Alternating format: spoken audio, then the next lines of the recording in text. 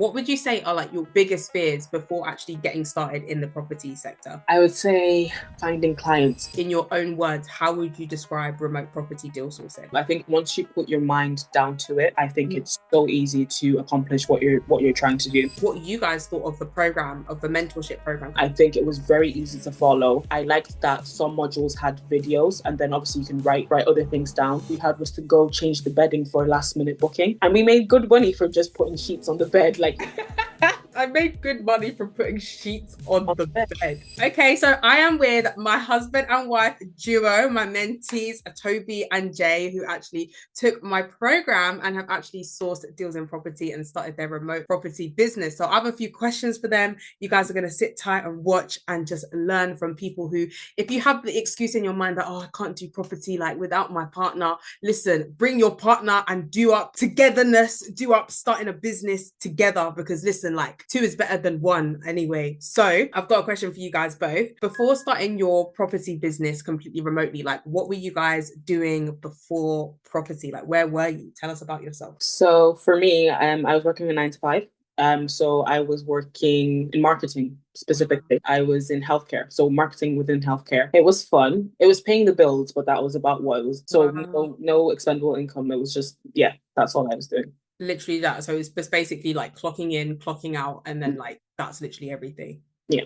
That's real. And Jay, what were you up to beforehand? Yeah, so I just moved into the country, so I was just doing like minimal jobs and just trying to buy a bear. So all right, cool. Second question. What would you say attracted you to the idea of building an additional stream of income completely remotely, and also being open to build that alongside the 9 to 5 that you've got as well? I would say the flexibility and the freedom. Obviously, when you're already working a job, it's kind of hard to do maybe 2, 3, 4 jobs at a time. So when you can find a job that it's not as taxing, I guess, as your typical 9 to 5, and you can make the exact, if not double, what you're already making in a 9 to 5, I'd say that was really what drew us to property. And so basically what you're saying is that like within the remote real estate sector, because you guys have actually started your own business in this now, it's a thing of, wow, like I can still make my money in my 9 to 5, but with this as a bonus, instead of getting a whole full-time job, like you're still able to maneuver the income and get something extra without having to go to work. Now, I've got an interesting question for you, and I asked a couple of people this too. Like, what would you say are like were your biggest fears before actually getting started in the property sector? I would say finding clients. I think for a lot of people, if not everyone, it's like where you're going to find the people. And obviously with deals, I would say that's probably easier to find because obviously there's a community, there's people you can speak to. But when it comes to finding these clients, even if you find them, how are they going to trust you? Like, how are you going to retain them? That's another thing. It's more so just finding the clients. That was, I think, our biggest issue before basically starting property. And then after that point, like once you do find the clients, then it feels like it's a lot more of a smoother process overall, which is actually kind of low-key how I think your first deal came about, which I would love you guys to talk about. But before I actually ask you that, I want to know, in your own words, how would you describe remote property deal sourcing? I would say it's flexible, lucrative. I think once you put your mind down to it, and when you have structure and a process, I think it's so easy to accomplish what you're trying to do, if not even more. And when you have the right channels, you have the right contacts, the sky's the limit, basically. And so for someone who doesn't know what deal sourcing actually is, like what is it? What is deal sourcing? So you're basically sourcing deals for a client. So for example, a client comes to you and says they need a 3-bedroom house, 1 bathroom in Salford, for example. They have a budget of £3,000 and they want to use it for serviced accommodation. They've given you that spec. Now you have to basically go and look for that deal. So something that would match the exact requirement they're looking for. So now I'll call this client up and say, hi, Tom, I found a 3-bedroom house in Salford. It's going for £3,000. Would you like to go for a viewing, or would you like me to send you some more information? Tom's happy. He views, he's happy. And he's like, you know what, I'm ready to take this property. Now, what we do is, because we've sourced this deal, we basically found it for him. There's a finder's fee or sourcing fee, whatever people call it. And he basically pays us for that service. So I know it looks different for some people, but I think it's around £3,000. I think that's what most people use. And so Tom will pay us that £3,000 sourcing fee, as well as he will pay the £3,000 rent basically a month, and then probably not holding deposit, security deposit. well. But that's in a nutshell what deal sourcing is. Exactly as you described. So essentially, for those watching who don't know what deal sourcing is, you are responsible for finding that property on behalf of the client, and then they will pay you a sourcing fee of roughly £3,000 each and every single time. Which brings me on to the question that, of course, everyone wants to know. My wonderful husband and wife duo, talk us through your first ever deal. How much did the client pay? I already know how much they paid because we've had this back and forth. I remember you were like, "Oh no, I shall." Like, you were just excited. You guys were both so gassed. Talk me through that deal, and in that explanation, talk me through the importance of networking, because I believe this landlord that you actually found came through a network of people that you already knew. I think for us, it was very different, probably different from what people usually say. So we didn't technically go out looking for a client. Within my network, I had a landlord basically who was looking to let his property, and he was very open to service accommodation. And because we had that relationship prior, nothing to do with property, we just had a relationship. They were happy.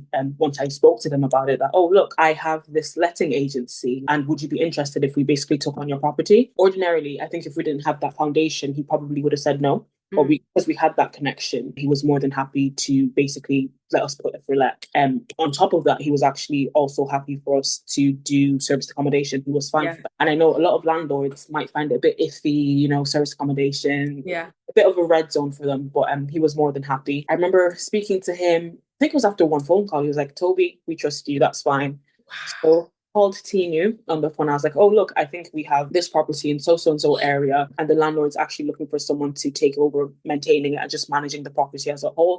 Spoke to Tinu. Tinu was like, "You know what? Yes." And then we ran some ads for it, and then we found someone who basically wanted to take the property for service accommodation.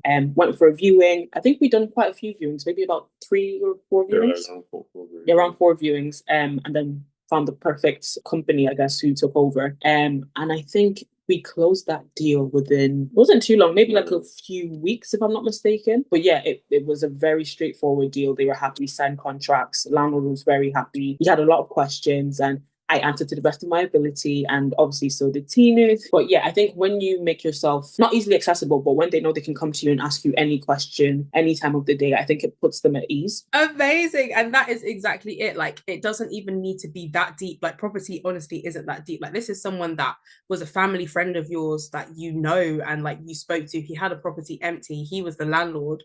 I had a network of clients who were looking in that area, found the client saw the house, loved the house, and like it was a very much remote process because this landlord actually happened to provide what you call a lockbox. So he put the keys inside of a box, and then they put the code in, came over to the house, loved the house. They're still having that house to this day. They're profiting from the summer. Right now the area can warrant like maybe £150 to £200 per night. And like as a result of Toby and Jay actually just speaking to someone in their community, like someone has got a property that's profiting them monthly, and then we got paid a one-off fee of £3,000 for literally just doing that, which is insane. And again, like I say, these guys very much have full-time 9-to-5s. Like, it's not, you don't have to have like a million years of experience or be dedicated to this thing like 100%, and that's the only thing you ever do. Like, from just that one deal, it made that, and every single other deal, they're very much able to do that as well. So my next question for you is actually kind of interesting. I want to know a little bit about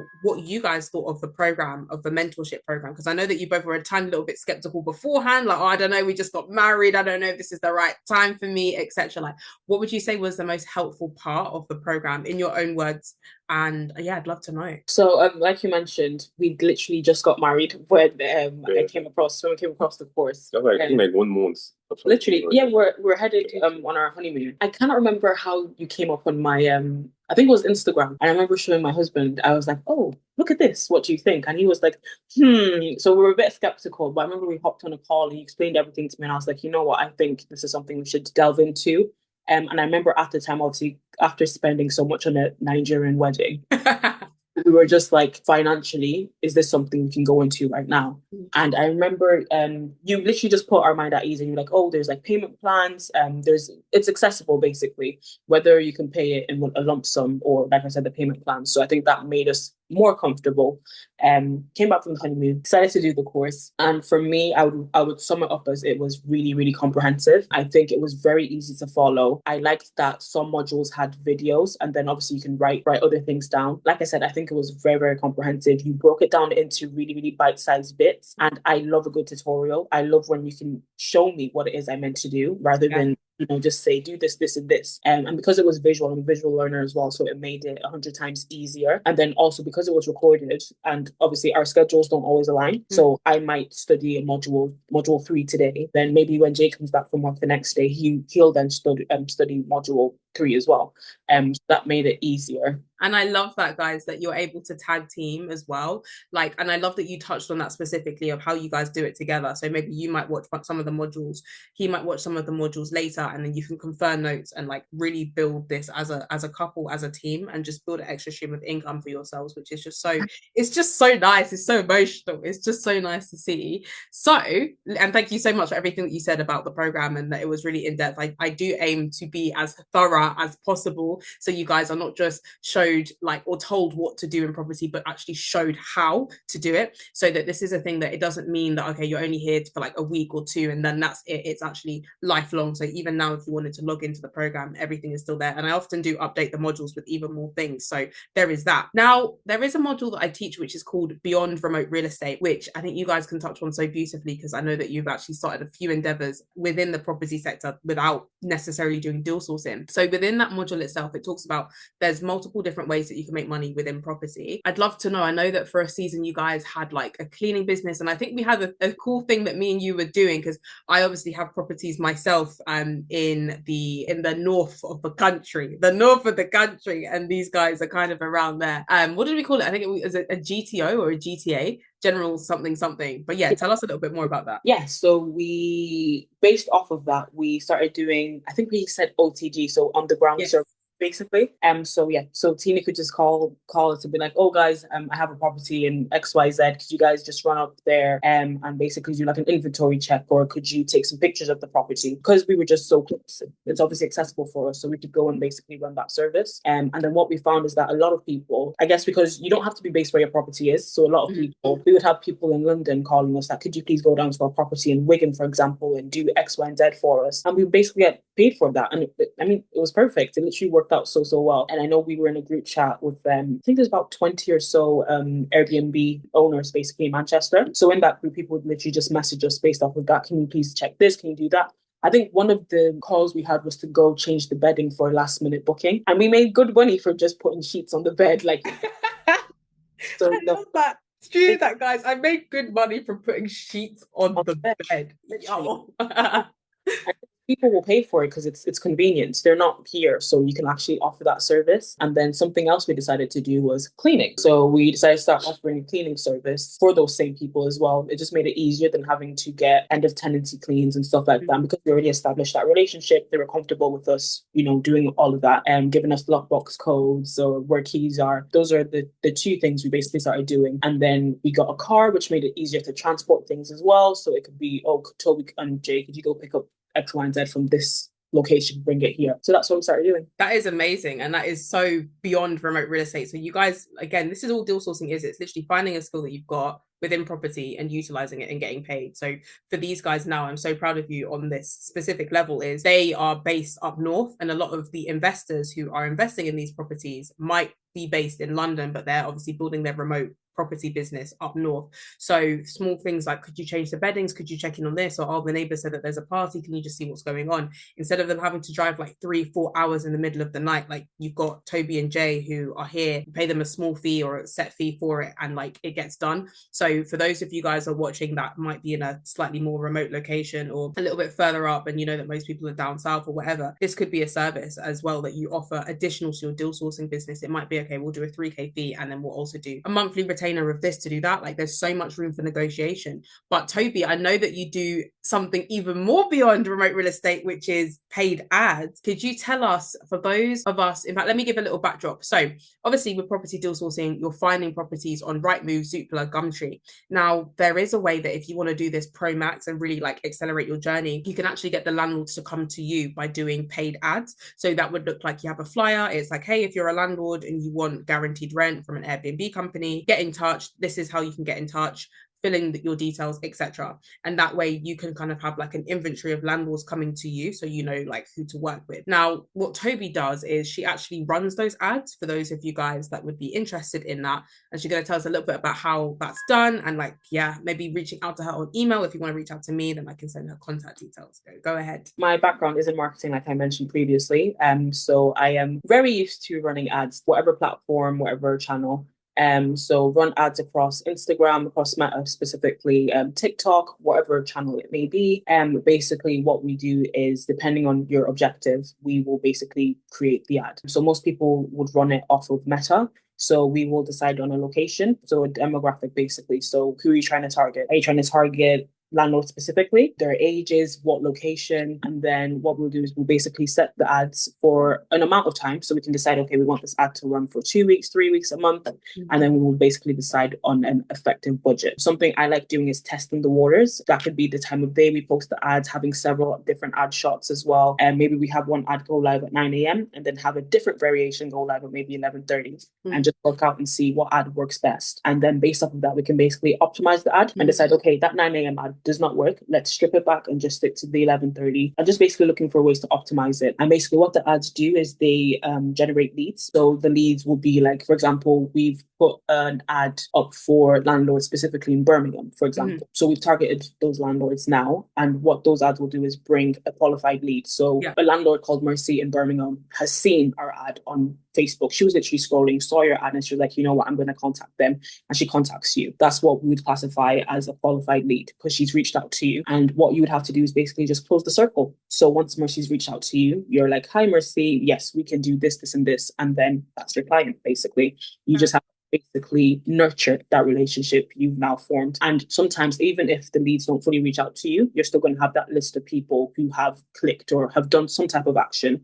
And then you can follow up. And then something else to do is email marketing. So we create emails that we can send as follow-ups to these individuals, just reaching out to them, being like, you know, we still offer X, Y, and Z. How can we best help you? Or what service can we offer? But yeah, that's basically what I do in a nutshell. So perfect. And I really, really, really admire how you're using like the various skill sets that you already have to like even better like your own property experience, and also other people. Like this could be another thing that you utilize within your property business itself, that you actually start running ads perhaps for clients as well, you know, maybe on their Airbnb specifically. Like it's a skill that is so transferable and will bring you in a lot of money, like a lot of money. People will be keen. And guys, like if you're interested in that specific service that Toby mentioned, how can they reach out to you? Would you prefer email? Emails. Email. I will add Toby's email in the link of this video so you guys can reach out. Now, that was fantastic, by the way. I'm learning. I was just there like nodding, like, yeah. See, everything is just knowledge. It's just really knowledge. Now, my final question to you guys is, if someone would ask you like, okay, I'm a complete beginner in this. And in fact, you can answer this by also letting us know whether you were a beginner in property as well. If I was a complete beginner and I wanted to get started in property deal sourcing, like what would you say? I'll say get a mentor. 100%. Get a mentor, but not any mentor. You need to make sure they are a reputable mentor, in the sense that do your due diligence. There are people out there who will just take your coin and they will not be as in depth. They won't be comprehensive. So do your due diligence, because trust me, we did. Another thing that Tony does I like is she has like a WhatsApp group, so you get to meet like people like that are like new like you that wants to learn. So all of you share knowledge, share information, which is very, very like that's one thing I actually like about what the community you've made and built. That is so sweet. Thank you, Jay. Yeah, so 100% make sure they're reputable. Like for you, for example, we saw you had testimonials from past mentees, and we saw client testimonials as well. So we're like, okay, she seems like she knows what she's doing. Let's give it a chance. So 100% find a mentor, a very good mentor, and then also someone you're able to communicate with. Like my husband just mentioned, obviously you have the community basically created, and we can speak to you anytime, but then at the same time there's people, like-minded people doing the course as well that we can speak to, which is really, really great, and just building that community. So yeah, our number one thing would be to find a good mentor and a good, I guess, academy or course basically. Perfect. Oh, that is so sweet. And it's actually been my absolute pleasure having you both. Like, I will say this here loud and proud. I love duos.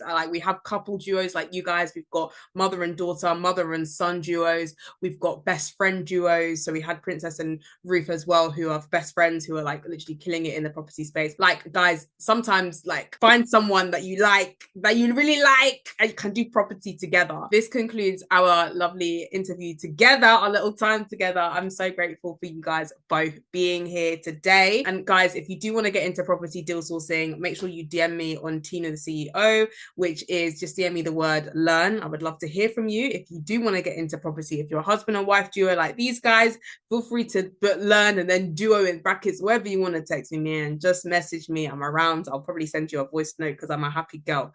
But thank you guys so much, and I will speak to you soon.